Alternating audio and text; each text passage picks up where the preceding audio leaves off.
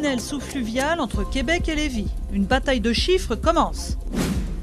Mur anti-bruit de la Laurentienne. La fin de 30 ans de bruit et de poussière. Et Québec accueillera la 13e Coupe du Monde de nage synchronisée en octobre prochain. Bonjour, ici Nathalie Simon-Claire. Voici ce qui retient l'attention dans l'actualité de Québec ce matin. Les coûts de moins de 750 millions de dollars avancés par la Chambre de commerce de Lévis pour le tunnel sous-fluvial entre Québec et Lévis sont mis en doute. Le maire de Québec, Régis Labaume, et le groupe d'initiative et de recherche appliquée dans le milieu estiment qu'un tel projet devrait plutôt nécessiter des milliards de dollars. Il s'appuie entre autres sur le projet de construction du tunnel sous la Manche et aux coûts reliés à l'expansion du métro de Montréal en 2008. Encore quelques panneaux de cèdre installés et les résidents de l'avenue Trudel seront à l'abri du bruit et de la poussière de la Laurentienne. Les travaux vont s'interrompre durant le dégel, puis seront complétés en juin. Des arbres à croissance rapide seront ajoutés. Ce premier tronçon de 250 mètres sera un test pour prolonger le mur entre les boulevards Louis XIV et Jean Talon. C'est une bonne nouvelle pour les résidents qui réclament ce mur depuis 30 ans. Ensuite, ça va partir de Jean Talon jusqu'à l'Atrium. Alors, c'est une question de temps. Mais au cours de l'été, on va prendre des tests de décibels pour voir comment est-ce que ça va, si le bruit est vraiment diminué pour la peine ou non. Alors, c'est ce qui va arriver. Québec accueillera la 13e Coupe du Monde de nage synchronisée de la FINA du 2 au 5 octobre prochain. C'est le tout nouveau centre aquatique du PEPS de l'Université Laval qui accueillera la compétition. Cette compétition, qui a lieu tous les 4 ans, s'est déroulée en Chine en 2010 et c'est la toute première fois que le Canada l'accueillera. Le président de la FINA s'est réjoui car la nage synchronisée jouit d'une grande popularité au Canada. 250 athlètes de 20 pays sont attendus dans la capitale nationale.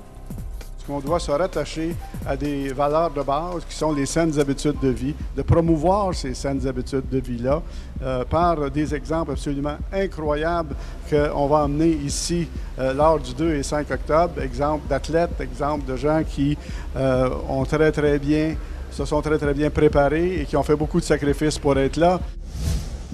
Pour lutter contre le vol d'identité et la fraude, la Sûreté du Québec invite la population à venir faire déchiqueter ses documents à risque dans le cadre du mois de la prévention de la fraude. À Québec, les services de police accueilleront la population aux Galeries de la Capitale, 5401 boulevard des Galeries. Une limite de 10 boîtes par personne est permise. Relevé de banque, documents de santé ou permis de conduire, tous les documents qui contiennent des informations personnelles peuvent présenter un risque en cas de vol.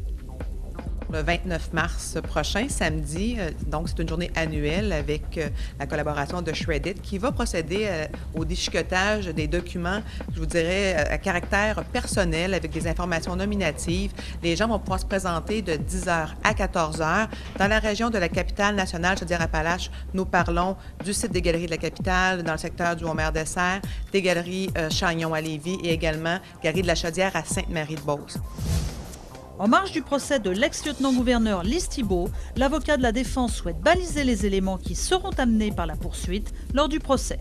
Maître Marc Lebel estime que sa cliente n'aurait pas droit à un procès équitable si la poursuite ne s'en tient pas uniquement aux faits retenus par le juge. Il demande aussi des précisions sur les accusations de fraude envers le gouvernement, d'abus de confiance et d'usage et de fabrication de faux documents. Il souhaite ainsi mieux préparer sa défense en vue du procès prévu le 8 avril prochain. Le juge annoncera aujourd'hui s'il accepte ou non la requête de la défense. La ville de Québec est l'une des plus concurrentielles du monde. C'est la conclusion d'un palmarès de KPMG qui place Québec au 6e rang sur 107 à travers l'Amérique, l'Europe et l'Asie-Pacifique, où les coûts d'exploitation sont les plus concurrentiels. Ce palmarès prend en compte les villes de 500 000 à 2 millions d'habitants. Les coûts bas de main-d'œuvre, d'installation, de transport et de services publics ont permis à la ville de Québec de se hisser dans le top 10.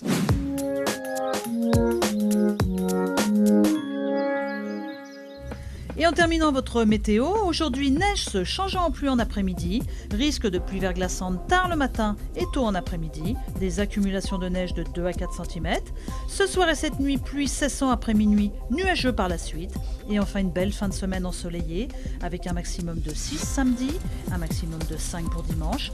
Voilà, c'est ainsi que se termine ce bulletin d'actualité régionale. De retour à Ça commence bien. Bonne journée.